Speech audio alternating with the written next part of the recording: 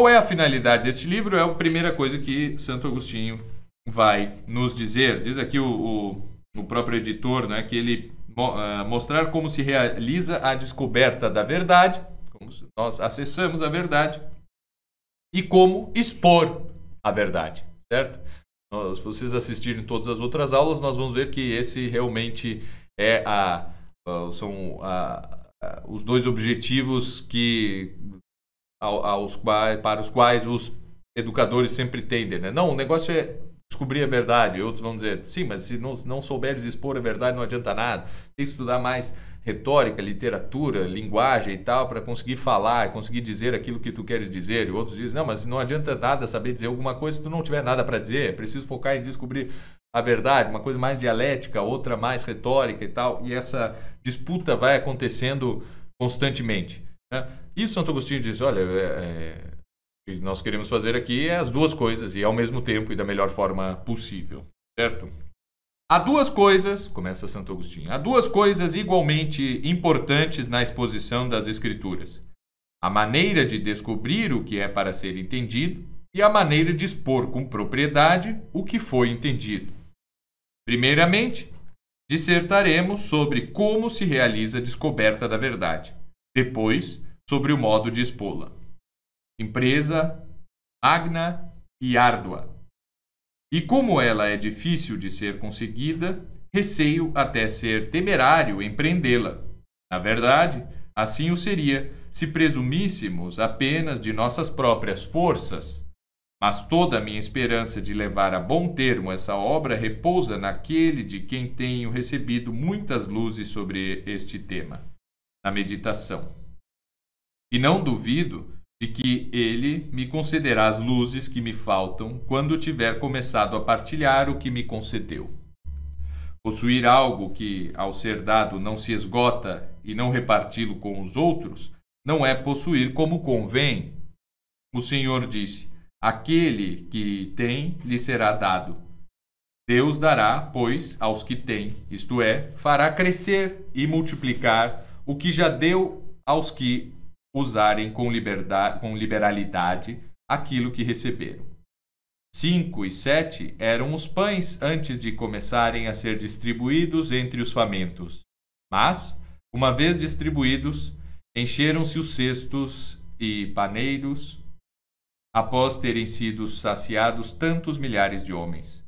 Logo, assim como aquele pão multiplicou-se quando dividido, de igual modo, o que Deus nos concedeu para empreender esta obra, logo que tivermos começado a partilhar, fecundar-se-á sob o sopro da inspiração, longe de ficarmos reduzidos à penúria no curso de nossa presente tarefa, alegrar-nos-emos em maravilhosa abundância. Todas as vezes que vocês, professores, vocês, pais, que querem ensinar os filhos ou coisa assim, não é? Estiverem um tanto quanto desanimados, por favor, leiam a primeira parte, certo? Do livro de Doutrina Cristiana, isso que nós acabamos de ler, certo? Porque ali estará, não é? Estou cansado, não aguento mais, quero só ficar aqui estudando no meu canto, ou relaxar um pouco, né? Ler um livro ou coisa assim, porque ensinar é duro. Bem, Santo Agostinho diz aqui que se depender das nossas próprias forças, realmente mas não dependendo de Deus, porque aquele que tem lhe será dado. E ele faz já uma interpretação aqui, será dado porque este dá. Então, se nós não distribuirmos aquilo que sabemos, não há forma de nós sabermos mais, de conhecermos mais. Ensinar é a melhor forma de conhecer. Certo? Então, a partir do momento em que nós ensinamos, nós acabamos por conhecer cada vez mais, né? Tinha feito aquela paródia, certa vez, já repeti algumas vezes, né? Mas é uma paródia do René Descartes, que diz cogito ergo sum. E aí eu tinha dito assim, né? Dico ergo disco, certo? Eu digo, logo eu aprendo. Então, assim, ou doctio ergo disco, né? Eu ensino, logo aprendo.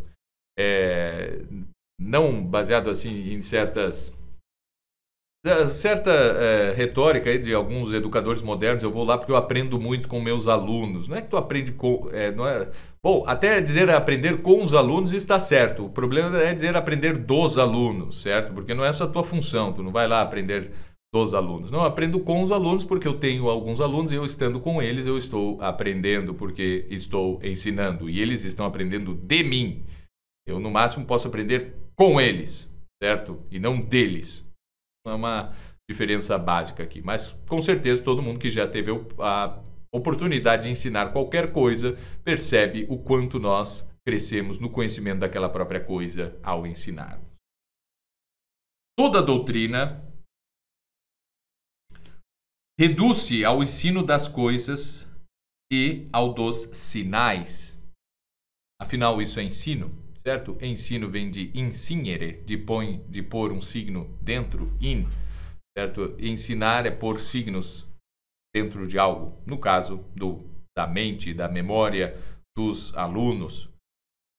E o que se ensina são as coisas e os sinais dessas coisas. Mas as coisas são conhecidas por meio dos sinais. Logo, no fundo, não há como ensinar as coisas diretamente, somente por meio de sinais. Logo, o que se ensina são realmente só os sinais. E a partir dos sinais, a pessoa realmente vai entender as próprias coisas. Portanto, acabo de denominar coisas a tudo o que não está empregado para significar algum outro objeto, como, por exemplo, uma vara, uma pedra, um animal ou outro objeto análogo.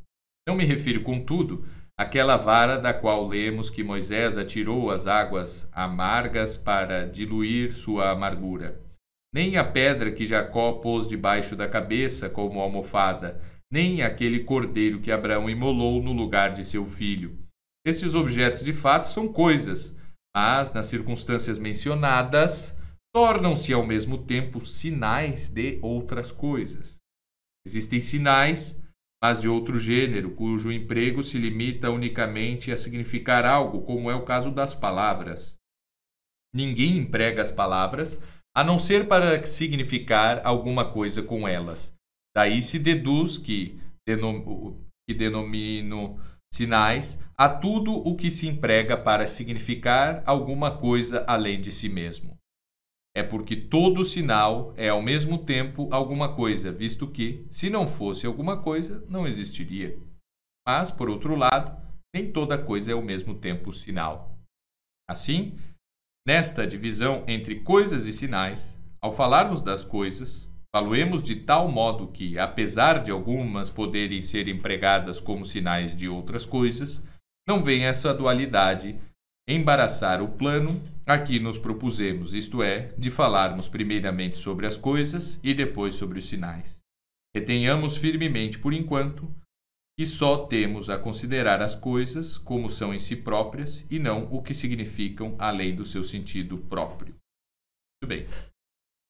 Agora ele vai tratar da classificação das coisas, né? Mas é importante saber, né, ter em vista justamente isso, né? O que se ensina são os sinais das coisas. E os sinais das coisas para que se possam acessar as próprias coisas. Porém, as coisas muitas vezes são usadas como sinais. Então ele fala ali da vara, da pedra e do cordeiro e tudo isso, certo?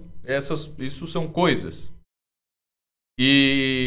Porém, elas também são sinais de outras coisas que não são elas mesmas. Então aquilo que nós chamaremos depois de símbolos.